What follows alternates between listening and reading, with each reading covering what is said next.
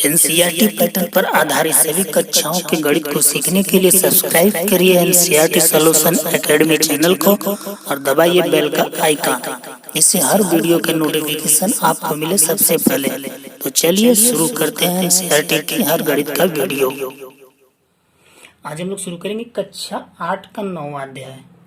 अध्याय का नाम है बीजीय व्यंजक एवं सर्वसमीकरण, मतलब बीजगणित से संबंधित प्रश्न है इसमें। तो प्रश्नावली 9.1 शुरू किया जाएगा। तो वीडियो को अंत तक देखिएगा। वीडियो पसंद आ जाए तो वीडियो को लाइक करिएगा। चैनल पे पहली बार है, चैनल को सब्सक्राइब करें। तो चलिए शुरू करते हैं प्रश्नावली 9.1 का सवाल नंबर पहला नंबर सवाल करा कि निम्नलिखित व्यंजकों में से प्रत्येक के पदों एवं गुणांकों को पहचानिए। मतलब प्रत्येक पद को बताना कितने पद हैं इसमें और प्रत्येक पद का गुणांक क्या है। गुणांक क्या होता है, देखिए नाम से ही पता चल रहा है गुणांक। यदि हम इसको अलग अलग डिफाइन करें तो गुणा प्लस अंक, यानी किसी व्यंजक के गुणा में जो अंक मिल जाए वही क्या होता है, गुणांक होता है। किसी व्यंजक के गुणा में जो अंक मिल जाए वो क्या होगा, गुणांक होगा। कहने का मतलब गुणांक सिर्फ नंबर ही होगा, कोई चर राशि नहीं होगी। यानी एक्स वाई जेड। चर अचर राशियां क्या होती है, मैंने पिछली वीडियो जो 6-7 की थी उसमें बताया था। यहाँ पर भी मैं बता दे रहा हूँ कि बीजगणित में आपको 2 राशियां देखने को मिलेगा, एक चर और दूसरा अचर। चर राशियां मेरा इंग्लिश के अल्फाबेट होते हैं A to Z। ए से जेड के बीच में कोई भी अक्षर हो सकता है जो चर राशि के अंतर्गत आता है। अचर राशि में होता है 1, 2, 3, 4, 5, यानी जितने भी नेचुरल नंबर है, प्राकृतिक संख्या है, वो सारे क्या होंगे, अचर राशि के अंतर्गत आएंगे। तो पहला सवाल यही करा कि निम्नलिखित व्यंजकों में से प्रत्येक के पदों एवं गुणांकों को पहचानिए। तो जैसे पहला सवाल दिया है, पहले का पहला नंबर दिया है 5xyz² माइनस 3zy। ध्यान दीजिए, हमको गुणांक बताना है। तो यदि कोई भी 2 पद इस प्रकार से लिखा हो तो एक दूसरे के गुणांक के रूप में होते हैं। इनके बीच में हमेशा गुणा का चिन्ह होता है, छिपा रहता है, हम लगाते नहीं इसको। तो गुणांक बताना है हमको। तो गुणांक मतलब गुणा के पास वाला अंक। तो इसमें 2 पद है, कौन कौन है देखिए। एक 5xyz², एक पद यहाँ से यहाँ तक, और दूसरा पद ये चिन्ह के साथ -3zy। हमको बताना है इनका गुणांक, इन दोनों का गुणांक यानी गुणा वाला अंक बताना है। ध्यान से देखिएगा। अब इस पूरे में जो गुणांक संख्या है क्या है, 5। Answer complete. इसमें गुणांक संख्या -3 चिन्ह के साथ में गुणांक, यानी इस गुणा में जो अंक है वही मेरा क्या होगा, उस व्यंजक का गुणांक होगा। पद 2 पद हैं, एक ये पद है, एक ये पद है। 2 पद हैं, दोनों का गुणांक अलग अलग। एक सवाल और देख लेते हैं। इसी प्रकार से दूसरा नंबर है। दूसरा नंबर सवाल दिया 1 + x + x²। 3 पद हैं। तो अचर राशि जो है उसका गुणांक नहीं होता, क्योंकि गुणांक हमको अंक में ही बताना है। तो अचर राशि को हम नहीं लेंगे, इन पदों दोनों पद को ले लेंगे हम। तो दोनों पद में x है और दूसरा x² है। यदि एक का गुणांक पूछा जाता है आप शून्य बता सकते हैं कि कोई गुणांक उसका है ही नहीं। तो x का गुणांक, अब यहाँ पर एक चीज आपको ध्यान देना, जिस संख्या के पास कोई संख्या नहीं होता वहां हम मानते हैं कि उसका गुणांक क्या है, 1 है। क्योंकि 1 का जब हम x में गुणा करेंगे तो 1 ही मिलेगा, 1 ही मिलेगा, और 1 से कोई मतलब तो रहता नहीं। इसलिए जहां पर कोई संख्या न लिखा रहे उसका गुणांक हम मानते हैं 1। यहाँ पर भी कोई संख्या नहीं है, इसलिए x² का गुणांक भी कितना होगा, 1 ही होगा। 1-2 प्रश्न और देख लेते हैं इसमें का। एक 5वां नंबर प्रश्न देख लेते हैं। दिया x/2 + y/2 माइनस xy। इसमें आपको 3 पद मिलेगा, एक तो x/2, दूसरा y/2 और तीसरा -xy। जहां माइनस रहेगा उसको हम ले लेंगे और प्लस चिन्ह छुपा रहता है। अगर कोई पूछ दिया कि y/2 क्या है, x/2 क्या है, प्लस में है कि माइनस में है, तो हम बताएंगे ये प्लस में, क्योंकि प्लस चिन्ह छिपा रहता है। हमको गुणांक लिखना है इन सभी का गुणांक। इसका भी गुणांक और इसका भी गुणांक बताना है। तो गुणांक में क्या है, बटे में 2 है, तो ये सिर्फ बटे में नहीं, अगर बटे में कोई संख्या तो उसको हम लिखेंगे 1/2। इसका भी गुणांक 1/2 और इसका गुणांक -1। इसी प्रकार से इसमें 2-4 सवाल और दें, कुछ दशमलव में नहीं है। तो जो भी चर राशि के बगल में जो भी संख्या मेरा पड़ा होगा वही उसका गुणांक होगा। चलिए अगले प्रश्न को देख लेते हैं। प्रश्न संख्या 2, दूसरा नंबर प्रश्न करा कि निम्नलिखित बहुपदों में एक पदी, द्विपदी एवं त्रिपद के रूप में वर्गीकृत कीजिए और कौन सा बहुपद इन तीनों श्रेणियों में किसी में भी नहीं है। कुछ व्यंजक नीचे दिए गए जो आप सवाल में देख सकते हैं, उसको हमको सबको अलग अलग करना है। जो एक पद वाले व्यंजक हैं, एक पदी है, उनको एक पदी में लिखना है। जो द्विपद हैं उनको द्विपदी में लिखना है और जो त्रिपद हैं उनको त्रिपदी में लिखना है। और कुछ ऐसे भी व्यंजक हैं जो इन श्रेणियों में नहीं है। श्रेणी 3 दिया, एक पदी, द्विपदी और त्रिपदी। और अन्य श्रेणियों में आने वाले बहुपद कौन होंगे उसको भी हमको बताना है। अन्य श्रेणी के बहुपद, तो एक पदी क्या होता है जिसमें एक पद दिया हो, द्विपदी की क्या होता है जिसमें 2 पद दिया हो, और त्रिपदी जिसमें 3 पद दिया हो। जैसे कहीं पर लिख दिया 5x², प्लस माइनस से कोई डिवाइड नहीं है, कहीं बटा हुआ नहीं है, सिर्फ एक पद है ये। ऐसे व्यंजक को हम बोलेंगे एक पदी। यदि इसी में प्लस या माइनस लगा करके कुछ और लिख देता तब इसमें कितने पद हो गए, 1 और 2, ऐसे व्यंजक हो गए द्विपदी। उसके बाद यदि इसी में एक संख्या और जोड़ देता तो 1, 2, चाहे प्लस में या माइनस से अलग करेगा तो 2 ही से करेगा, तो प्लस करेगा माइनस करेगा। अब एक पद और जुड़ गया तो कितने पद हो गए, 1, 2 और ये 3। तो ऐसे व्यंजक को हम बोल देंगे त्रिपदी। ठीक वही जो ऊपर व्यंजक दिया इसी प्रकार से हमको छाटना है और छाट करके लिखना है। तो चलिए एक पदी में देखिए 1000 दिया हुआ है, ये आ जाएगा। और इसमें आप लोग ढूंढेंगे और कुछ ध्यान से देखेंगे तभी दिखेगा। एक तरफ से देखते जाते हैं, जो जिसमें दिया उसमें हम लोग लिख लें। पहला x+y दिया है तो x+y कई पद हुए, 2 पद हुए तो हम लोग द्विपदी में लिख लेंगे। दूसरा 1000 है, 1000 सिंगल है, 1 पद हो गया। तीसरे में कई पद हैं तो अन्य श्रेणियों के बहुपद में आ गया। क्या है, x + x² + x घात 3 + x घात 4।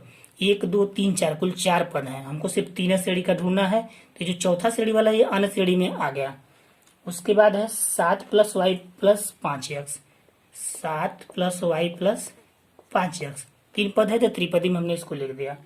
उसके बाद है 2y - 3y², 2y - 3y², 1 पद और ये 2 पद, द्विपदी में हो गया। और उसके बाद क्या है 2y - 3y² + 4y³ 2y - 3y² + 4y³, 3 पद है, हमने त्रिपदी में डाल दिया इसको। फिर है 5x - 4y + 3xy, 5x + 4y - 3xy 3 पद है, त्रिपदी में हमने लिख दिया।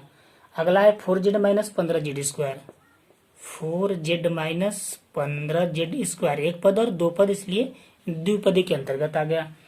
इसके आगे जो दिया है AB + BC + CD + DA, 1, 2, 3, 4 total 4 पद हैं। तो हम ये 3 जो श्रेणी दिया इससे अलग श्रेणी है, 4 श्रेणी है, सॉरी 4 पद है, इसलिए हमको इस पद में अलग श्रेणी में रख देंगे। उसके बाद PQR दिया है, PQR सिंगल है तो 1 पद ही हो गया। उसके बाद क्या है P² + PQ², P² + PQ², 1 पद 2 पद, 2 पद ये द्विपदी में डाल देंगे। लास्ट में दिया है 2P + 2Q, इसमें भी 2 पद दिया हुआ है। इस तरीके से आपको 1 पदी, द्विपदी, त्रिपदी समझ में आया होगा। अन्य श्रेणी में 2 बहुपद हैं जिनमें 4-4 पद दिए हुए हैं। चलिए अगला प्रश्न देख लेते हैं। प्रश्न संख्या 3 कह रहा है कि निम्नलिखित का योग ज्ञात कीजिए। कुछ पद दिए हैं, व्यंजक दिए हैं, उनका योग ज्ञात करना है। जैसे पहला नंबर दिया है AB - BC, BC - CA, CA - CB, इन तीनों का हमको योग करना है। तो योग करने के लिए हम क्या करते हैं, प्लस चिन्ह लगाएंगे, लगा लेते हैं। A B minus B C, जहाँ कामा लगा कामा हटा के हम प्लस लगा लेंगे तभी तो योग होगा। बी सी माइनस से, यहाँ भी प्लस लगाएंगे तो सी ए माइनस सी बी। अब समान राशियों को हम जोड़ते हैं, जैसे ए बी यहाँ है और कहीं ए बी मिला था, अगर उसको चिन्ह जोड़ घटाने का चिन्ह मैंने पहले कुछ वीडियो में बता दिया, इसमें भी आप लोग देख सकते हैं यहाँ पे क्या रूल होता है जोड़ और घटाने का। ये जोड़ घटाने के लिए ही फॉलो किया जाएगा, सिर्फ जोड़ व घटाने के लिए। यदि दो पदों के पास माइनस चिन्ह है या दोनों के पास प्लस चिन्ह है, प्लस चिन्ह हालांकि छुपा रहता है, ध्यान दीजिएगा सिर्फ पहले वर्ड में, तो इन दोनों को हम क्या करते हैं, जोड़ देते हैं।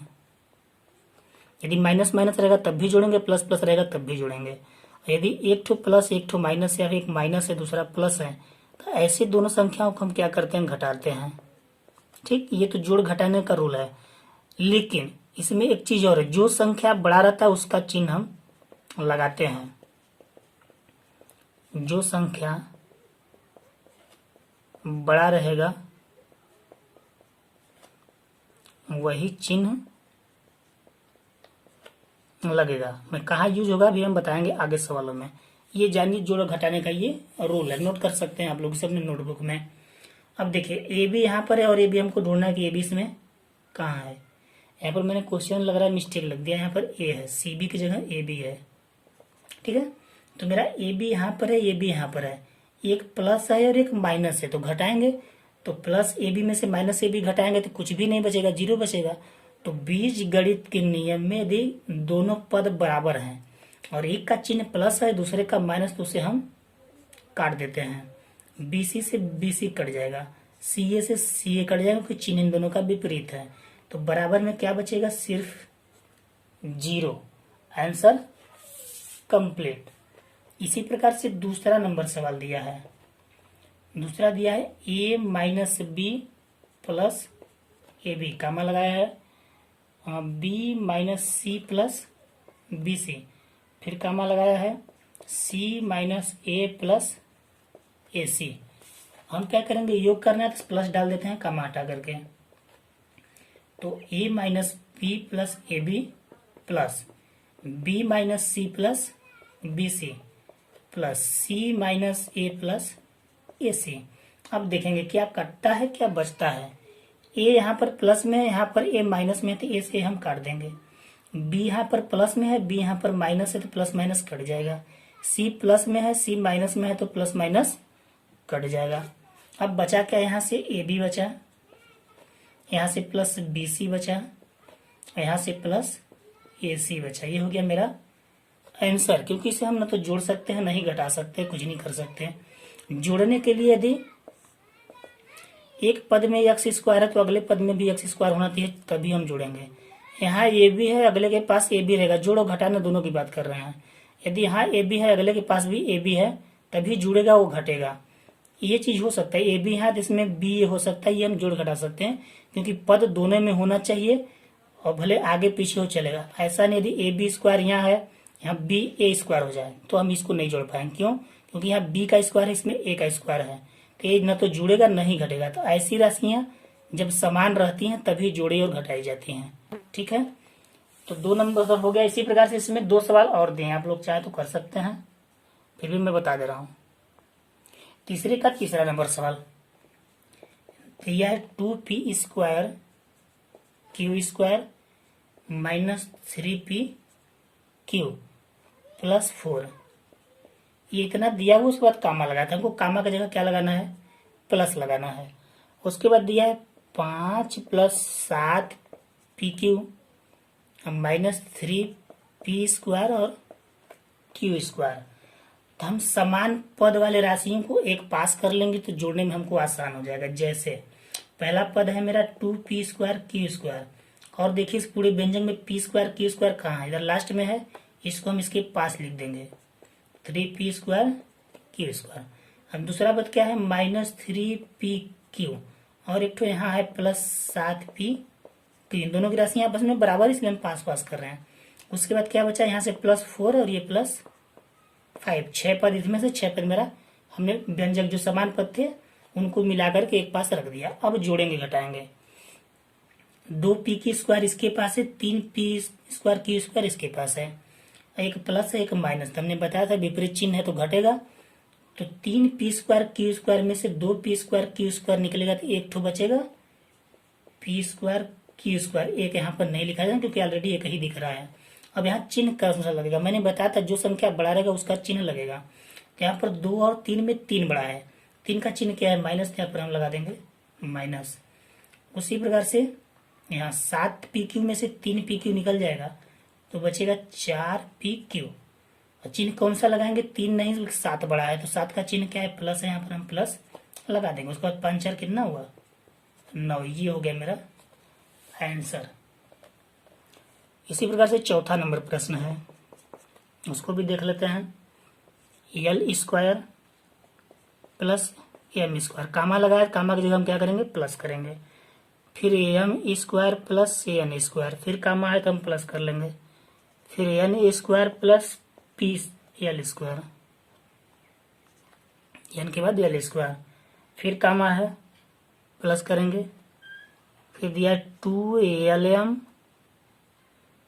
प्लस 2MN और प्लस 2NL, इतना मान दिया हुआ है। अब इसको हमको हल करना है। तो पहले एल स्क्वायर देखिए कहाँ, एक एल स्क्वायर यहाँ है, एक एल स्क्वायर यहाँ है, दोनों के पास प्लस चिन्ह है। तो प्लस चिन्ह है मतलब समान चिन्ह है तो जुड़ेगा। तो एल एल जोड़ेंगे तो 2L स्क्वायर। उसी प्रकार से एम एम जोड़ेंगे तो 2M स्क्वायर, एन स्क्वायर जोड़ेंगे तो 2AN स्क्वायर।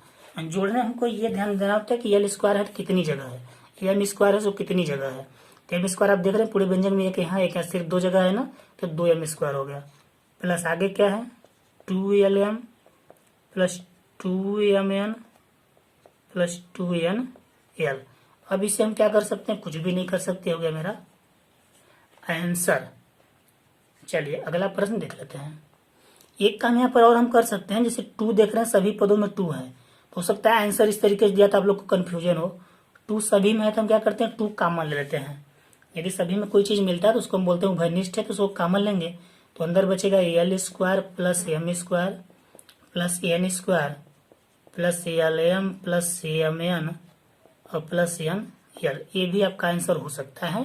तो इतने भी छोड़ेंगे तो भी दिक्कत नहीं, इतने भी छोड़ेंगे तो भी दिक्कत नहीं है। ठीक है, चलिए और भी बीजगणित के बहुत सारे फार्मूले होते हैं जिसको इसमें फिट करके आंसर लाया जा सकता है।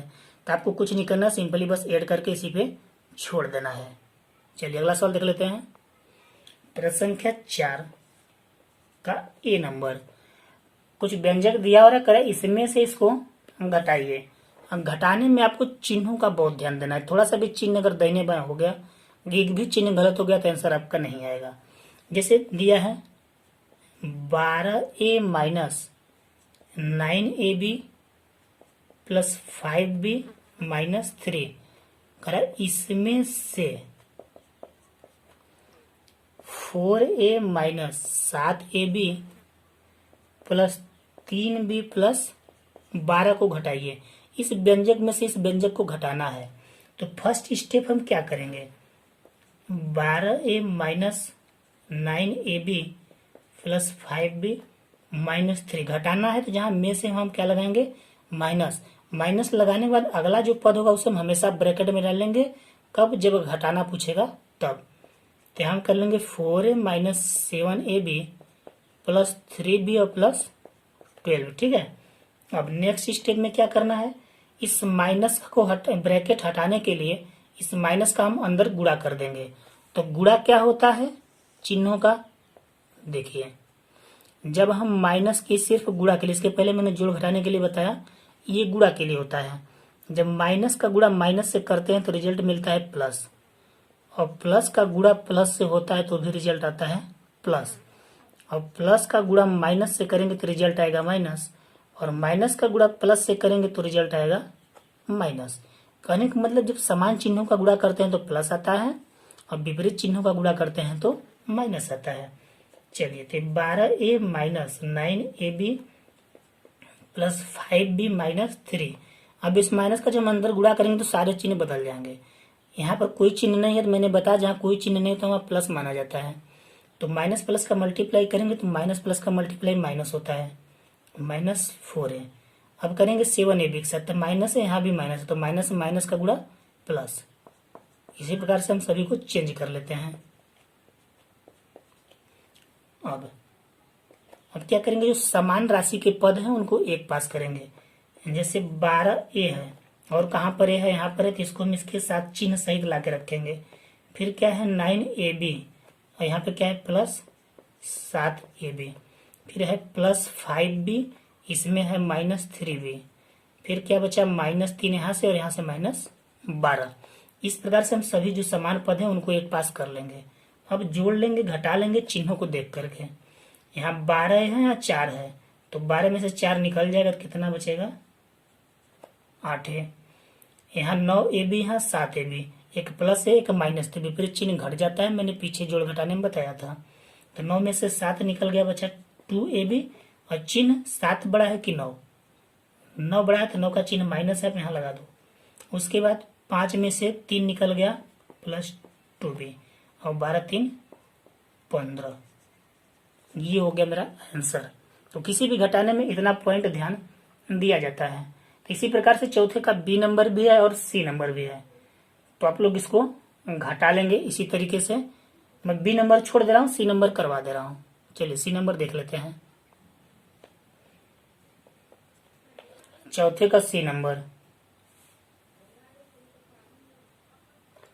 चौथे का सी नंबर क्या दिया है व्यंजक, 18 - 3p - 11q +5pq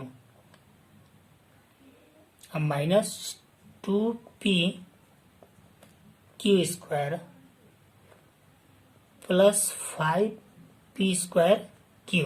ये इतना व्यंजक है, इसमें से हमको एक व्यंजक घटाना है, तो हम क्या करेंगे, यहाँ पर माइनस लगा लेंगे।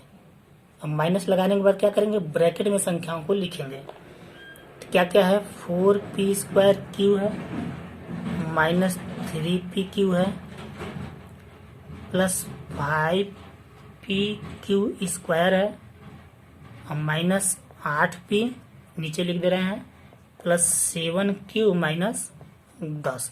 ये उसके आगे का व्यंजक था। अब फर्स्ट का हम ब्रैकेट तोड़ना है, ब्रैकेट तोड़ेंगे तो चिन्ह का अंदर हो जाएगा गुणा, कर लेते हैं। तो 18 - 3p - 11q +5pq -2pq² और -5 +5p²q। अब माइनस का अंदर गुणा करेंगे तो सारे चिन्ह बदल जाएंगे, जो प्लस में है वो माइनस में, जो माइनस है वो प्लस में।